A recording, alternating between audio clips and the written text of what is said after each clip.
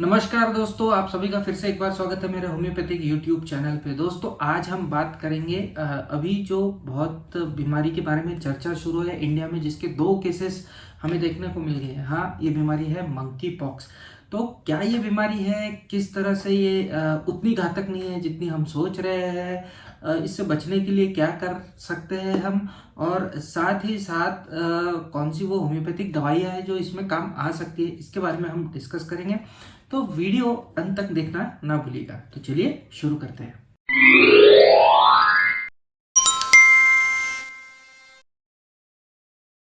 दोस्तों, monkey pox एक बीमारी का नाम है जो वायरस की वजह से होता है। जैसे कि स्मॉल पॉक्स था, चिकन पॉक्स था, उसी तरह ये मंकी पॉक्स है। ये वायरल है, स्मॉल पॉक्स फैमिली का ही वायरस है, जिसकी वजह से हमें ये बीमारी होते हुए देखने को मिलती है। नाम मंकी पॉक्स क्यों गिरा, या फिर ये नई बीमारी है क्या? तो नई बीमारी बिल्कुल नहीं है, 1950 से ये बीमारी है। नाम मंकी पॉक्स इसलिए गिरा है क्योंकि ये वायरस पहले अफ्रीका के उन बंदरों पे पाया गया था जिस पर हम रिसर्च करते हैं, परीक्षण करते हैं। तो ऐसे बंदरों के अंदर ये वायरस पाए जाने की वजह से इस वायरस का नाम हमने मंकी पॉक्स रखा है। और 1950 से ये बीमारी है। खासकर अफ्रीकन देशों के अंदर ही ये बीमारी रहती थी, इसलिए शायद हमने अभी तक इस बीमारी के बारे में सुना नहीं था। ज्यादा घबराने की जरूरत नहीं है इस बीमारी में, बहुत ही ज्यादा डरावनी बीमारी नहीं है।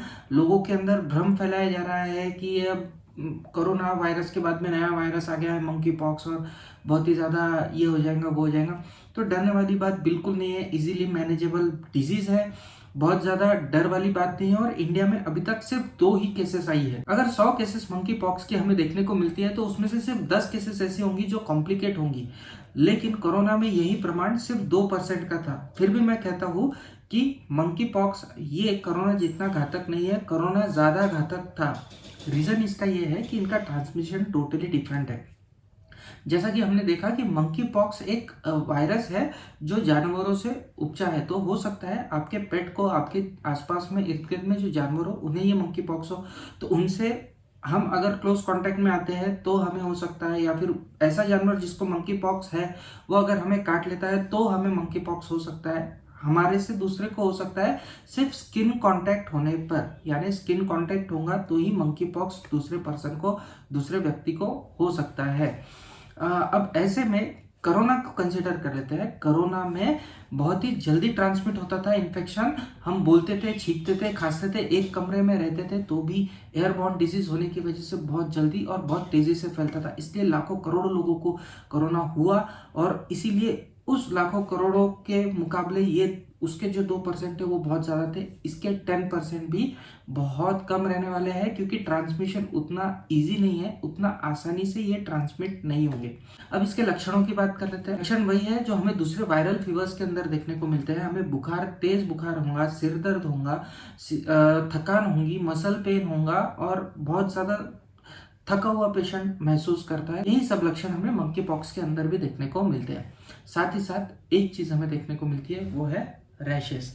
इस तरह की रैशेस हमें देखने को मिलती है, और ये रैशेस देखने को बहुत ही ज़्यादा खतरनाक देखने को लगती है। स्मॉल पॉक्स की रैशेस की जैसे ही ये रैशेस हमें देखने को मिलती है।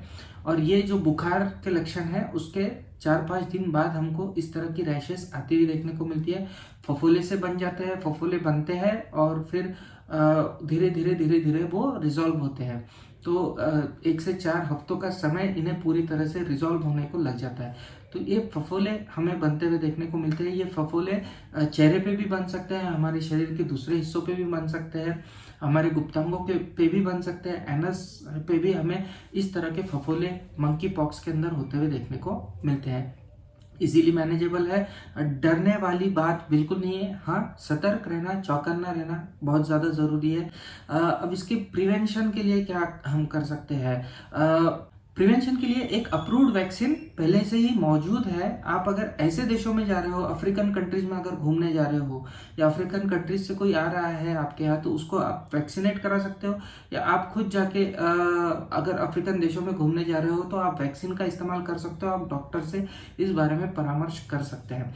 होम्योपैथी में इसके लिए प्रिवेंटिव मेडिसिन मैंने देखा है कि कई लोग डिस्क्राइब कर रहे हैं। मुझे ये नहीं समझ में आ रहा है कि अभी तक भारत में इसका केसेस ही नहीं थी। आज आके सिर्फ 2 केसेस हमें इंडिया में देखने को मिली।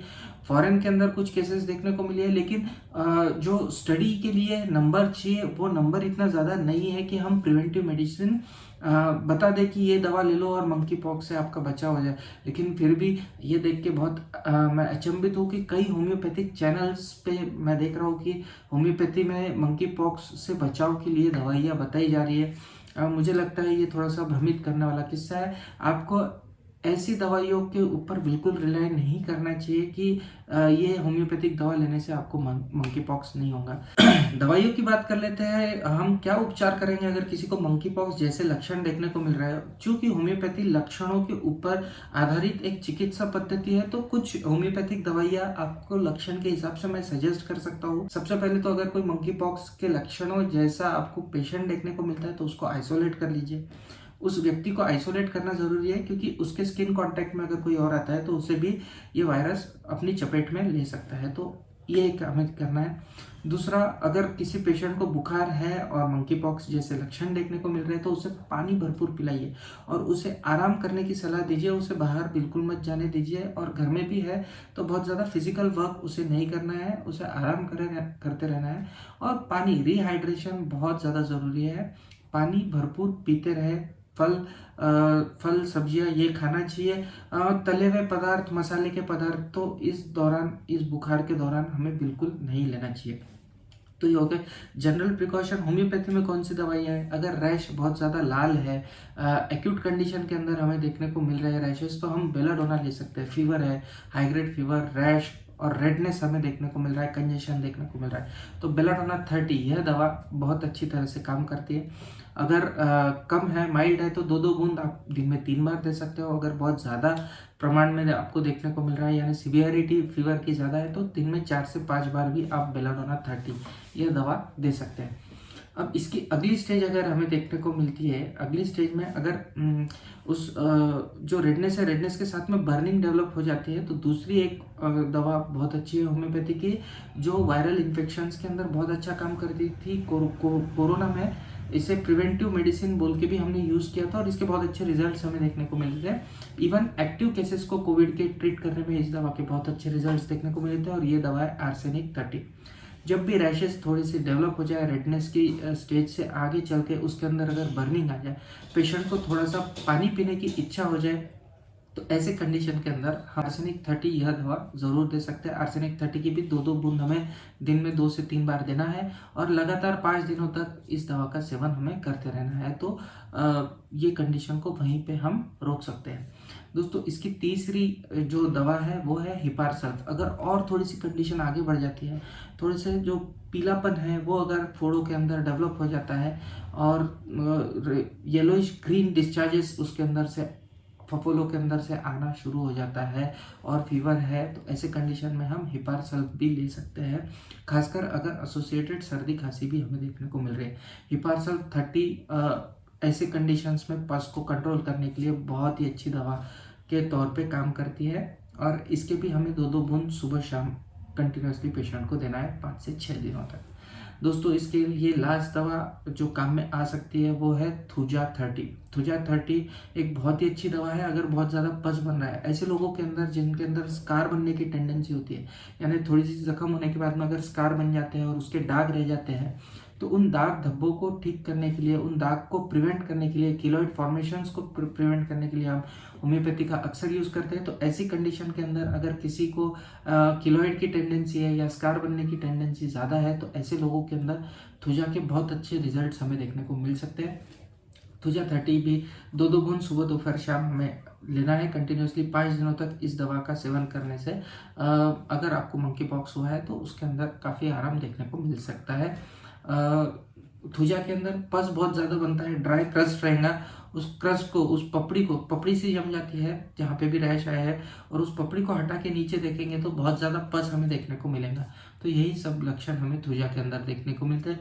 तो ये 4 कुछ कॉमन मेडिसिन मैंने लक्षणों के हिसाब से आपको सजेस्ट किए। अगर आपको लगता है कि आपको मंकी पॉक्स हुआ है, जो कि बहुत ही रेयर कंडीशन होगी, लेकिन अगर आपको लगता है और आपके अगर लक्षण मैच होते हैं तो मैंने जो बताई है दवाइयाँ, उनमें से कोई एक दवा का आप इस्तेमाल कर सकते हैं लक्षणों के हिसाब से, और आपको जो रैश है उसमें आराम मिल सकता है। तो बहुत ज़्यादा भ्रमित होने की ज़रूरत नहीं है, जागरूक रहना हमारा काम है। मैं फिर से एक बार आपको आश्वस्त करता हूँ। आशा करता हूँ मैंने जो यहाँ पे जानकारी दी वो आपको पसंद आई होगी। अगर कोई पॉइंट पे आपको मुझसे डिसएग्रीमेंट होंगी इसमें, तो आप मुझे कमेंट सेक्शन में लिख के ज़रूर बताइए, मैं आपको रिप्लाई करने की कोशिश करूँगा। मिलते हैं ऐसे ही किसी इंटरेस्टिंग से वीडियो के साथ में मेरे अगले वीडियो में। तब तक के लिए आप सभी की इजाज़त चाहूँगा। जय हिंद, जय भारत, बाय बाय।